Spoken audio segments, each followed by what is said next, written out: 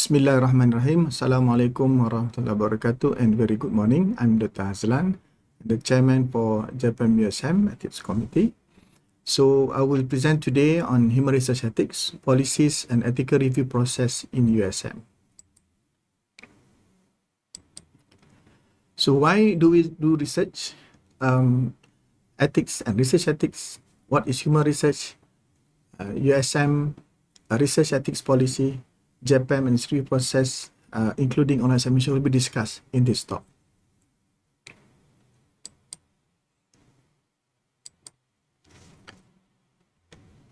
So why research? People may say it is for my own career progress and development, like KPI, promotion, get to know more people in the field, and more opportunity to travel, maybe monetary gain, and for you all to pass exam. But I guess all of us will agree that we do this for knowledge. These are the main points that I have collected across my readings about the noble intention when you do research. And when we talk about ethics, I think every one of us have various degree of knowledge, experience in ethics. You may find different definition of ethics in literature, and these are of a few ones that I've conveniently chosen. People may also call it moral principles or moral compass, rights and responsibilities, anything to do with fairness, respect, kindness, honesty, integrity, and etc.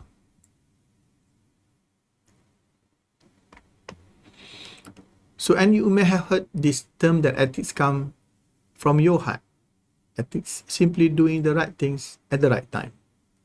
And it's common sense, right? But only if you have similar understanding on what is right and what is common sense. Obviously, not for this guy. So when you talk about research ethics, it brings along additional issues. And in many cases, a variety of situations that may come into play. It is more complex, and things may get entangled between what is in your heart, in contrast to certain sets of standards, regulations, and probably laws that are relevant to research. So researchers can easily miss some of the unseen aspect of research ethics while indulging their enthusiasm and focus in the research project, and if you are not careful, we may stumble upon difficulties. So researchers must read around the research subjects thoroughly and address them accordingly. Because finally, it is the responsibility of researchers in conducting human research, and we should know how best to balance between the scientific demands and ethics, let alone personal interests. And of course, many stakeholders may have different level of interest in your research. There could be your sponsors, be it in government, NGO, or industries, and also relevant authorities. For example, if you are doing clinical research or on trial drugs or vaccines that soon to be registered, it is important to note that all ECs and IRBs, ECs is for ethical committees, IRB is in the institutional review boards, registered under Ministry of Health, are audited regularly by these authorities, especially MPRA, and they have all the legal power to suspend or to shut down any research violation by their regulations. So just like in academic world, it is essential to undergo peer review. Through this rigorous process, your work will gain recognition from peers and experts, and also from public at large. It is not just about self-validation, but it's about earning recognition from others. All international recognized ethics committees are regularly reviewed and audited or surveyed by local authorities as well as by a body that provides recognition. NPRA and FERCAP audit or survey us in Japan. NPRA is an authority in Malaysia, whereas FERCAP is part of the SEEKER project under WHO, providing recognition to ethics committees in Asia Pacific countries. I just want to highlight among important findings from recent audit by NPRA, which is National Pharmaceutical Regulatory Authorities of Malaysia, about mandatory NMR, National Medical Registry, Research Registry, for all drugs or medical device related human research. It is mandatory by requirement by MOH. Researchers to include MR registration number during the proposal submission. When you submit to Japan as your part of your research, if you involve drugs, even though it's observation, you need to get registration for MRR. And we also encourage any research involving human to get this NMR registration. Common misunderstanding about NMR and MREC. NMR is a venue to register only, whereas MREC is a centralized ethics committee under Ministry of Health Malaysia to govern research ethical related issues conducted within MH premises. It is prerequisite before any research to be reviewed by MREC or NPRA or MDA to be registered in NMR. NPRA is a Malaysian version of FDA, and it has all relevant legal backup related to the jurisdiction in medical and health research involving human or relevant human data, unlike SEEKER and FERCAP, which are voluntary. So if any person or entity who violates NPRA regulation, it will be costly, and they can even suspend or shut down the human research review process of that particular ethics committee. Things can get more complicated nowadays with the new research, new kind of research, because of its integration, research across disciplines, across borders, and now we are seeing an increasing interest in genomic research as well as research through social media, which has its own challenges and discussion. This is the directive letter from MOH demanding the registration for NMR, and for research that require drugs, whether it's already used or whether it require import license. Okay, just now I mentioned about SEEKER and FERCAP. SEEKER Strategic Initiative for Developing Capacity in Ethical Review. It's a WHO initiative with a network of independently established regional forum or fora in plural for ethical review committees, has researchers and invited partner organizations with the aim human subject protection globally by developing local capacity and ethical review process throughout the country in the region. Okay,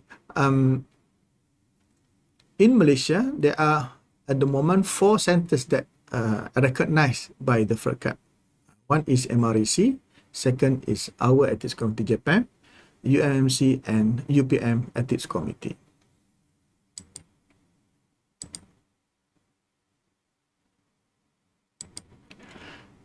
How about NERSIM? NERSIM is a network ethical review committees in Malaysia established in 2015 initiated by MREC as well as Japan, which consists of more than 15 members of ethics committee in Malaysia, with the aim to provide and nurture the capacity building in ethical review among members and perhaps harmonizing them at the national level. So now we talk about research. Now, what do we mean by human research? These are the few important characteristics where the criteria when you talk about human research, right? It involves direct involvement, either taking sample, even conduct survey, and even interview or giving questionnaires, right? So that is considered as human research. And these are the online tools that you can use to screen whether your research probably defined as a human research or not. So this is the same thing that I mentioned earlier on, and the use of AI. But now we know AI is also been rapidly used, and there's no way you can stop it. And it has mentioned by USM, USM allow it, but it has to be used in a professional way and not in a intention with a bad intention. Okay. So why do we need ethics approval? You say because the grant demands for it. Yes, correct. In fact, good research will bring more grant. With big grant, you can do better subsequent research. You can buy reagents, equipment, can hire research assistant, training for specific skills, and present your research findings. Of course, in those days, you get to travel for that. But now researchers need to spend more significant amount of money for publication fees. Definitely, if the project involves human or animals, then you need to have a ethics approval. And be it you are researchers, you are staff, university, or even student, of course, like you, all of you, you need to submit thesis, and then you need to be graduated. And if you don't get ethical clearance, but you did it, then you may get into, you are in trouble. But lately we notice also that research, many publishers request ethical review. Either if it's not required, then the request for official research ethics review exemption. And this has been established by the research ethics policy in USM. It is stated that all research related to human or animal should follow certain research ethics code and need to observe the certain regulation and rules. Okay, this is the old letter being circulated, and same goes with the this circulation by RCMO, Research Office, Research Creativity Office in USM. So if your research involve human, then you send to human research ethics. Animal, then animal ethics. Biosafety, biosafety ethics. So what kind of common criteria? Number one, if you can see, it have to when the research involve the PI is from USM, either staff or students. Number two, when the subjects or sample are recruited from USM, this one. Or when the research is conducted within USM facilities, or even the funding is from USM. Okay, so irrespective of where do you live, if you are student USM, you are staff USM, whether it involve USM funding or not, because this is either one of the criteria, then you have to submit the research according to the different ethics committee.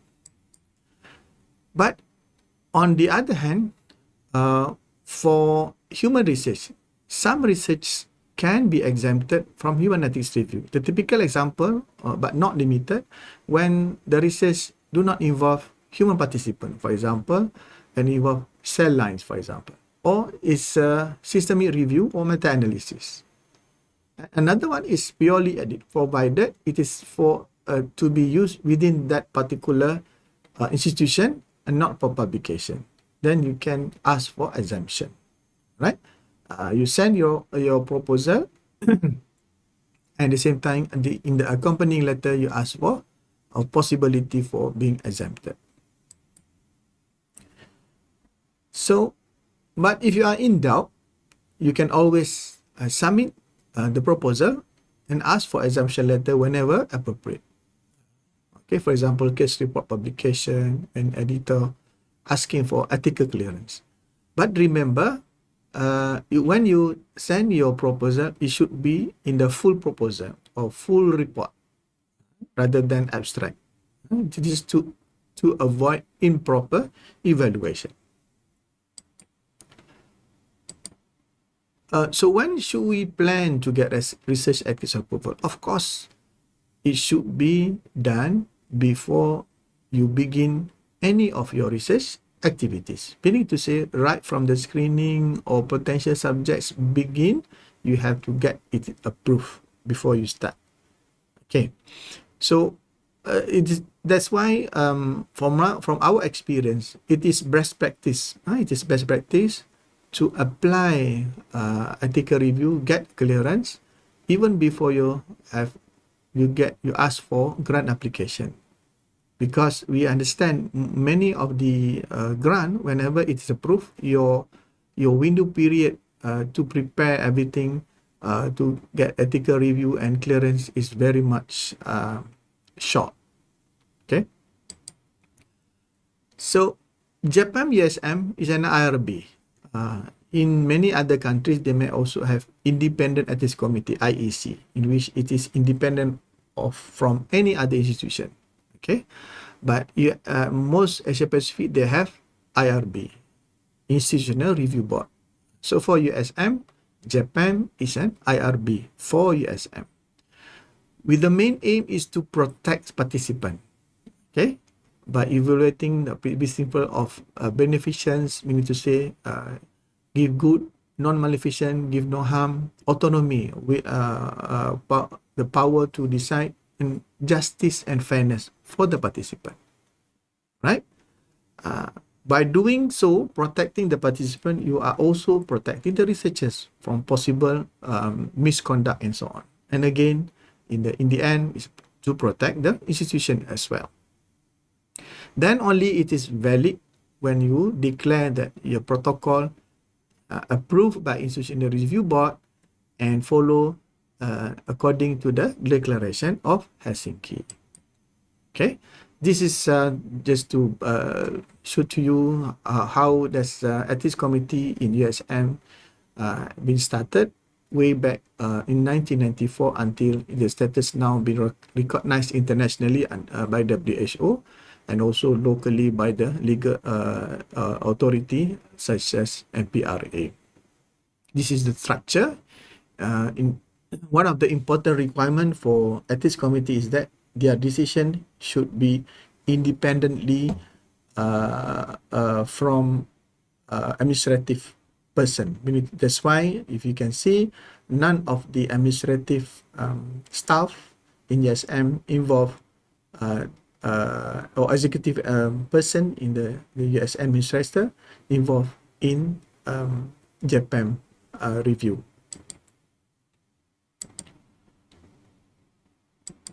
So these are the composition of Japan members. So if you notice, they are experts members according to the research expertise, including nurses, social scientists, dentists, dietitian, and also they can be member, meaning to say staff affiliated to USM or non-staff. Okay.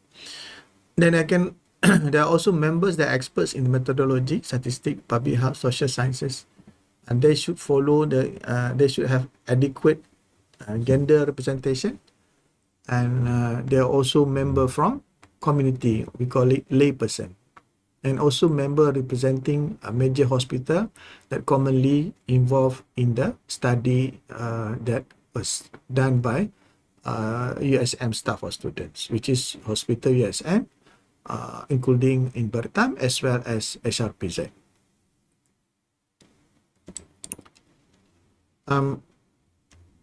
All Japan members are appointed by VCs. Okay, and now we have about 100 members in total in KK and Penang. And these members are allocated into 6 panels, and each panel, they have their own main proposal areas. For example, we have 3 panels in Penang, 2 panels mainly focus on social behavioral science, and one panels on medical and has to cover research activity in IPPT. Whereas in KK, we have 3 panels, mainly dealing with research related to medical and health research. And we receive about 800 to 900 proposals a year. And each of the member have to undergo a minimum requirement of training at least twice a year to make sure that the quality and the degree of ethical review is according to the international standards. Okay. So another group of reviewer, you call it independent consultant. The only difference is that they're not commonly invited to the meeting, but they will provide their comments and when they're given proposal to review, and they were not given any vote. So their vote they are not counted, but their recommendation will be considered during the meeting. Okay. So how does JPAM work? Okay, again, you can IRB is USM, JPAM is IRB. So you can divide into pre-submission and post-submission and post-approval. Okay, it is expected by all researchers to submit all required form. Full attention to certain self-assessment form you can use as a guide because this will be evaluated by the researchers. Okay, and make sure all available complementary document like diagram, flyers, and so on, pictures, should be considered whenever you submit to make your submission is complete. This is submission approval process, which is available online. Okay, there will be different submission for undergraduate students and specially identified short MSc, for example, in mixed mode in public health. Okay. Otherwise, all submissions should be made online. This is the website. If you go down there, then you can see this button. Then this will be your landing page. If you have your USM student or staff, then you can use the unique ID. If not student or not staff, then they have to sign up first. Okay, we are in the process of converting all the necessary steps and processes in the ethical review process until the approval into an online. Is going to take a few months more. Inshallah, it will be ready soon. So the submission approval process, we describe about submission, and then the staff will check completeness of the submission. Once it is complete, then it is will be reviewed by panel chair to assign the type of review, whether full board or expedited, depending on the risk of the research. And then the panel chair also assign primary reviewer according to the field of research. And then reviewer will review the proposal and then make their comment. They are given 2 weeks. Okay, and then once they have complete, then they send that their comment and to be discussed in the expedited or full block meeting according to the category of research. Then only you make a first decision, either approve, modification, resubmission, or disapprove. Okay, all right. And then if it's require modification, you have to submit the modification according to what has been commented. So it is important to prepare before submission, read, understand the assessment form so that you can use as how best to prepare your proposal. In the protocol, consent form. There are several templates that's available. You can see on our website. You can remember this is template. So meaning to say you need to make a necessary and appropriate modification of templates to match your study design, not just copy and paste. Okay, to ensure that the kind of project that you are dealing with, whether it's interventional, because there will be different form for interventional and non-interventional. Okay, whether informed consent is required, and whether your research related to health science or social science. And the site also important. It is important for every student's research. The research should be discussed in the department or research committee if it's available, right? At least at the department level, because we want the final version of the proposal to be submitted to JPM, not the raw one. Okay, it should be the one that has discussed, make necessary correction accordingly, and it has to be visible whenever you submit. The attendance list, the correction has been discussed in the meeting, and who attend the meeting and so on, and endorsed by the HOD or program unit. Okay, so please remember that a certain requirement related to research related involve drug, nutrition, herbs, for example, need to be we be aware. Okay, as I said before, any research involving drugs or medical device, even though it is observation, please register in National Medical Research Registry. Okay, right? Okay. If it's involve a new medical device, you need to register with Medical Device Authority. So in other words, you need to know around what kind of research that you are going to do. Stem cell research, especially new stem cell for human, for example, then it had to be sent to this specific research. Okay. These are the useful guidelines that is available in School of Medical Sciences. I think you're all aware, but I just want to introduce you on this kind of repository of various reporting guidelines. Okay, this is the one. Even though it says guideline, but from this guideline you can use that on how you prepare your research. Okay. For example, you can have various types of research: observational, randomized trial, case report, and many examples. You can use this one. I find it very useful. A few common issue and that some researchers or basically students may not see clear what they mean by interventional research compared to observational. Interventional research referring to the actual research protocol or research activity, not one that is standard practice. In other words, even though patient has to undergo a major operation, but the major operation is not part of the research activity, then you just want to observe certain parameters, then it is still observation. But you have to be careful, even though many of the intervention could be drug or procedure, it can be psychological intervention or social or even community intervention. So this is still considered as intervention.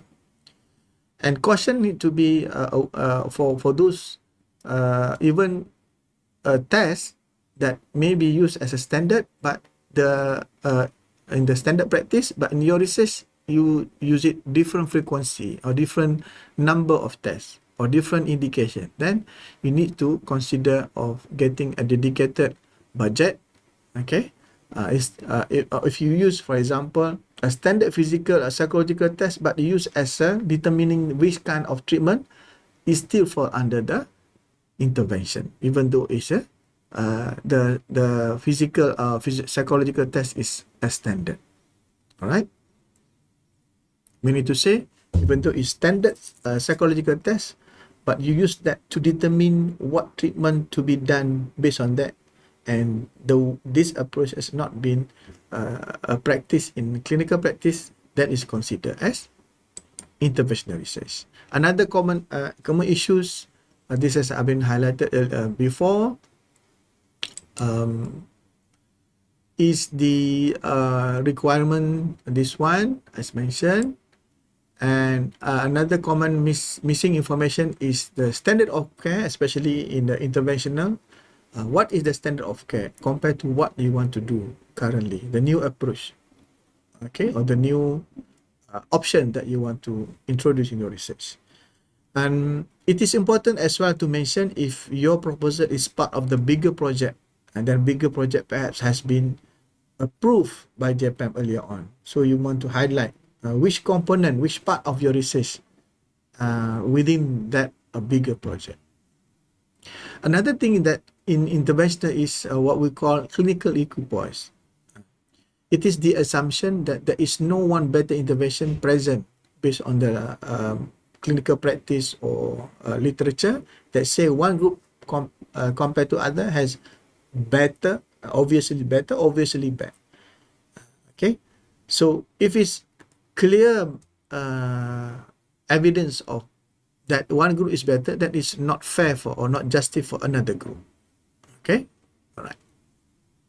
Another few more missing information is the duration of involvement for each participant. Normally, student will not forget to put the duration of study, but if there is an active participant of human, for patient, for example, then you need to mention how many times they have to come. For each visit, how many times they have to spend, what kind of procedure, right? So that has to be clear for the patient, so that if repeated encounter had to be done, then you may want to consider reimbursement, travel reimbursement, and so on. Especially so when it is beyond the usual care or usual visit. Another thing is important to declare and address conflict of interest. Conflict of interest sometimes we cannot avoid.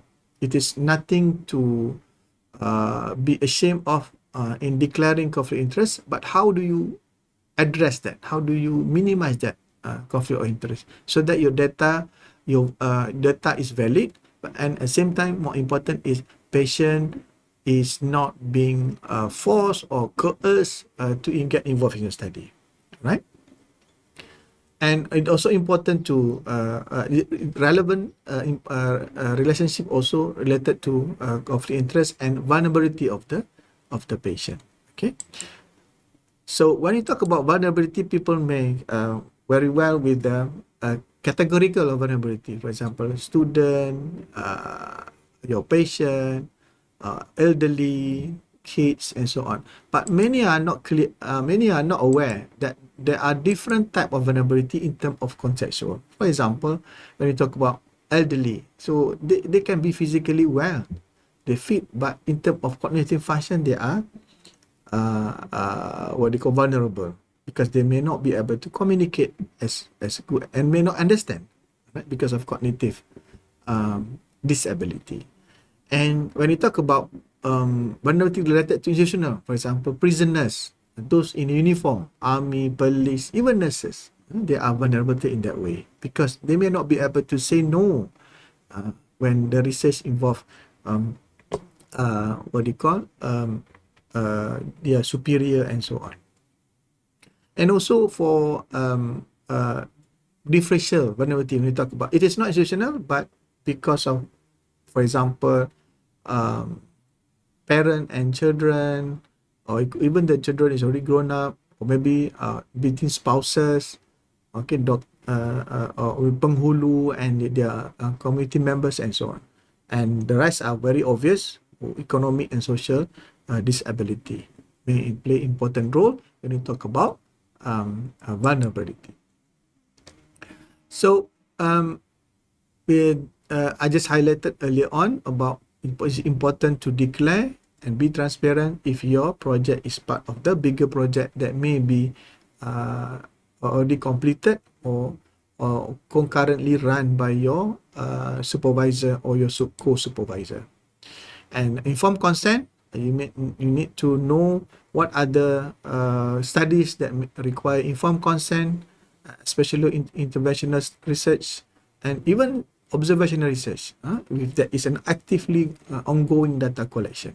Okay, and it's not required for secondary data. Okay, so what about after submission? So the staff in Japan will check whether it is complete or not, right? As mentioned earlier on. Okay, so once it's complete, and then the reviewer has reviewed the proposal, giving comment. So and then the reviewer will review the according to the level of risk. Okay, whether it's expedited review or full board review. What is it the difference? If it's expedited review, we need to say this is this criteria of expedited review. Okay, all right, and this whenever the comment has been made by reviewer, it will be discussed in the meeting we call expedited meeting or expedited board, in which it require only 2 Japan members, right? Whereas if it's a full board meeting, we need to say it is more than minimal risk. Okay, so when even more, we need to get more people to listen and discuss and deliberate the issues. So that's why we need for Japan MSM it requires 7. Quorum is 7. So this one require more members to listen and discuss. Okay. So what happened during the meeting? Either expedited or even full board, they will review comments made by primary reviewers. Those who receive proposal, review in 2 weeks and then submit. Okay, and researchers may be called to provide clarification. Okay, either expedited meeting or full board meeting, both research type of meeting, researchers can be invited. Why is it invited? Because you want to get immediate clarification of complex issues, and also we want to assist or facilitate certain researchers that they have short deadline, for example, overseas grant and so on. After the discussion, deliberation, explanation by PO and so on, then a decision will be made whether it is approved with no modification or require modification, rarely disapproval or resubmission. Okay, so the decision will be made after the presenter have asked to leave the meeting room to facilitate the discussion. Okay, so for expedited, if it's approved, depending on the comment by reviewers. Alright, if it's minor revision, email. If it's more than a minor revision, then we think it is better, it's more justice, it's more fair to discuss in full board meeting.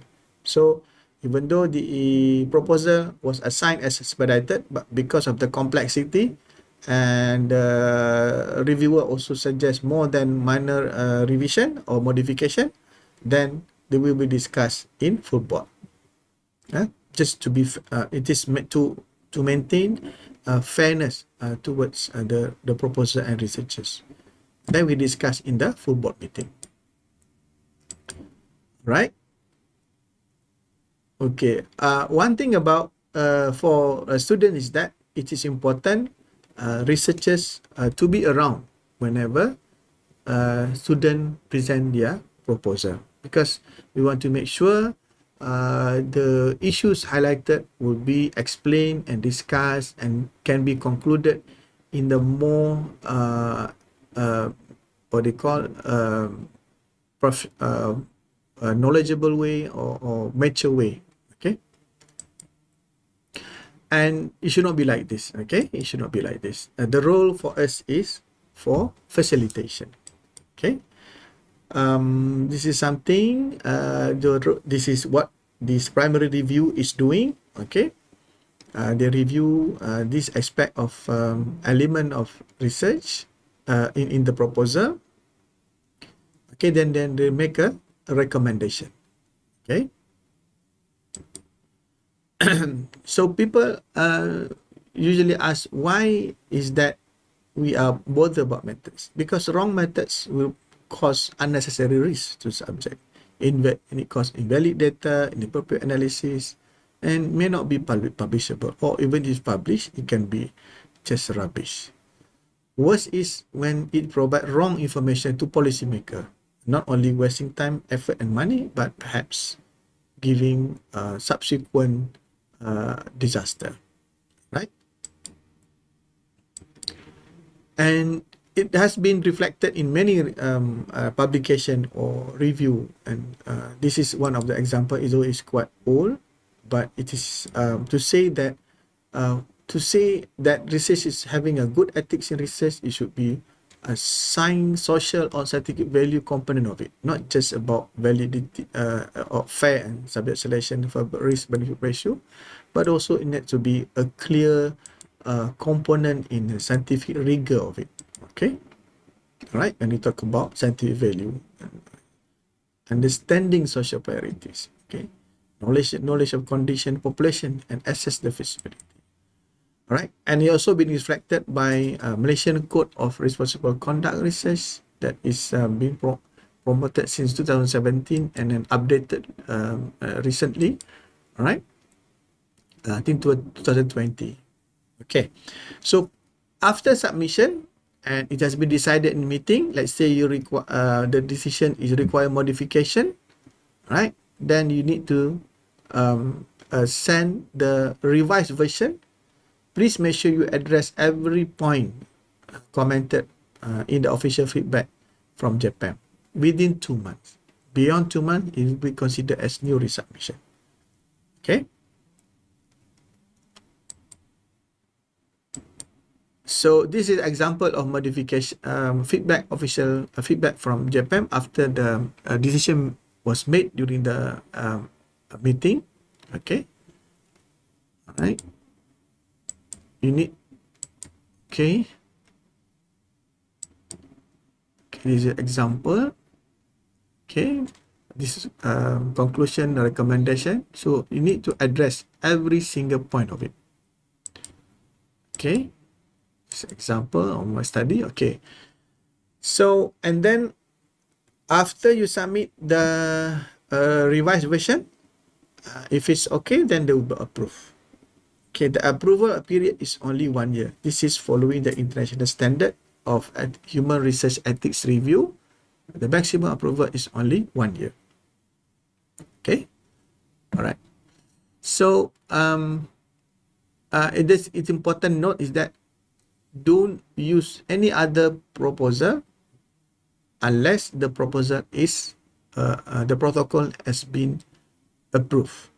Okay, anything that's been approved should not use that proposal. Unless in a certain situation, we call it protocol deviation, which is normally activated during urgency for patient safety and so on. But it needs to be documented clearly. So after the proposal has the protocol be approved, you can start your study after you receive the approval letter. But then there will be certain things that it has to be monitored by international standard. You have to monitor. Is there any amendment? Is there an extension? Because your study may go beyond 1 year. Like a few of my study go beyond 2, 3, 5 years. But the approval will be provided yearly. Okay, so submit yearly. Use appropriate form. Check is also used as a check progress of the report. And interventional study, you require to submit SAE report, whether it's happen on site or off site. Okay, other things about queries, complaints, site visit, and also final report. Okay, final report. This is a protocol amendment in which, as I mentioned earlier, any amendment can only executed if it's approved by EC. So before you take action on that amendment, it must be approved by the ECs. Okay, use this form. So this amendment will be reviewed and then will be tabled in the ethics review, and then it will decide whether to approve or not to approve. Okay, this is about continued review application.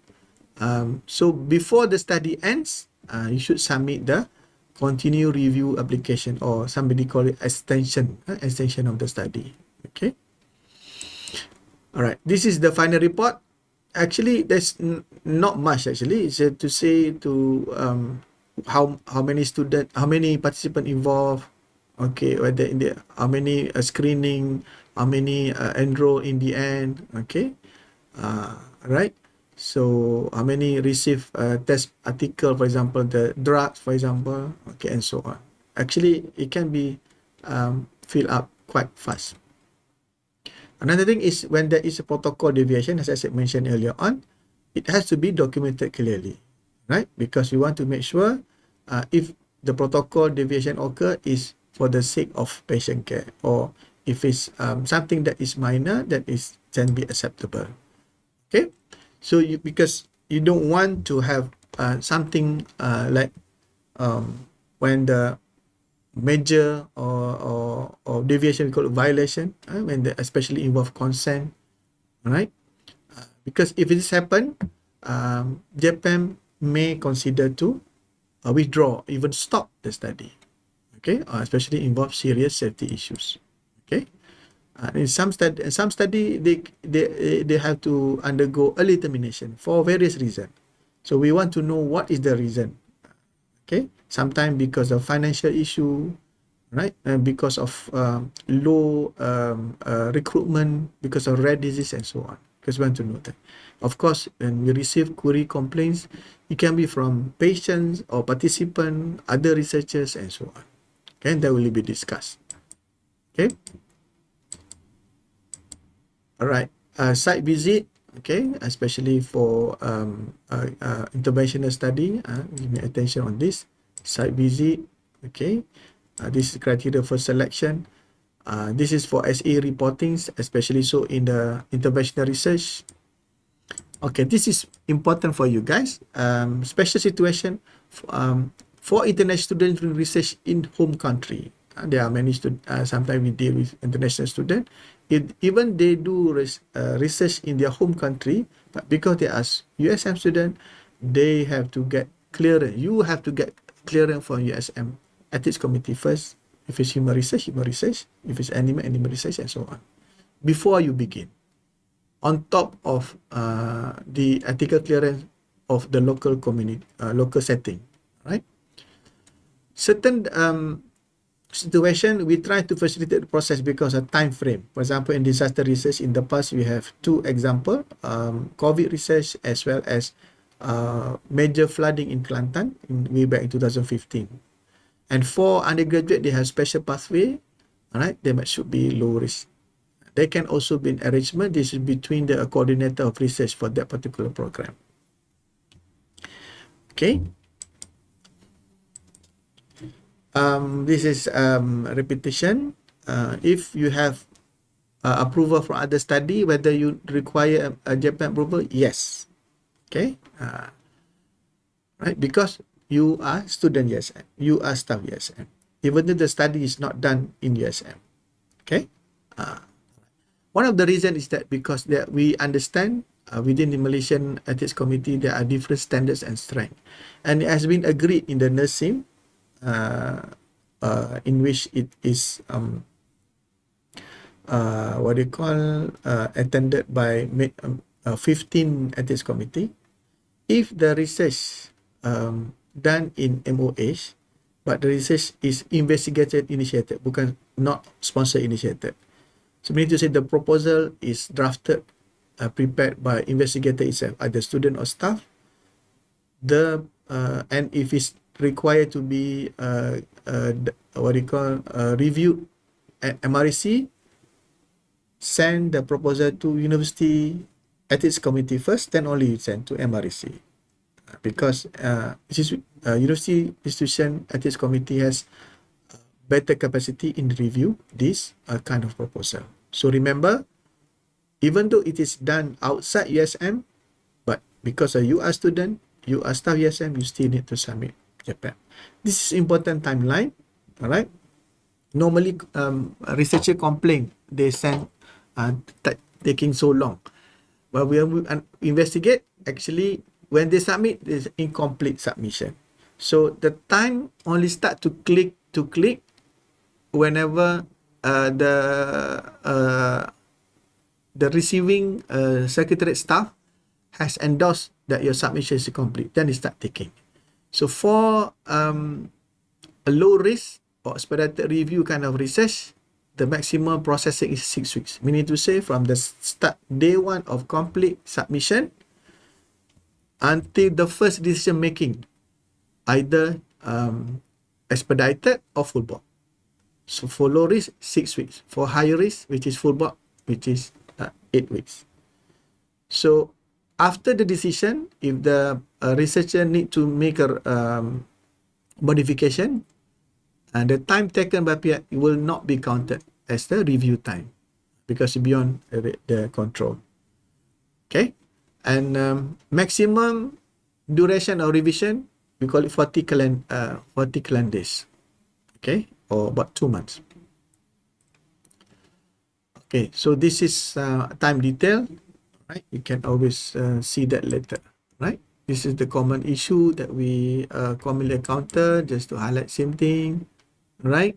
Wrong form, poorly written protocol, confusing methodology, operation definition is always lacking. Operation definition is not just about the criteria, but also how do you collect data to make sure the data is valid. Okay, right? And this is goal for your when you prepare your goals and objective. Okay, and sometimes researchers do not address specific research ethical concern. How to handle vulnerable group? What kind of vulnerability is there? How to secure data, images, recording? How to ensure safety of the subject? How about feedback and benefit? What about the culture sensitivity and conflict of interest? This, as I mentioned earlier on. And another one is the informed consent. Many students, they just copy paste whatever in the protocol into consent. Remember, because consent is read and to be understood by the intended subject. So intended subject can be people in community out there, just they only able to read. So the scientific jargon, technical terms need to be carefully looked into. Please put pictures, diagram if need be, to make it clear. Right? Okay, do not copy and paste, not translate by word. Okay. So another thing is important to look at the possible consideration of what kind of research budget are you going to aim to. Okay. I think that's about all. You make sure you know who is your supervisor, your coordinator of the research, for example, and your HOD usually is the head program. Okay, that's all. Thank you very much.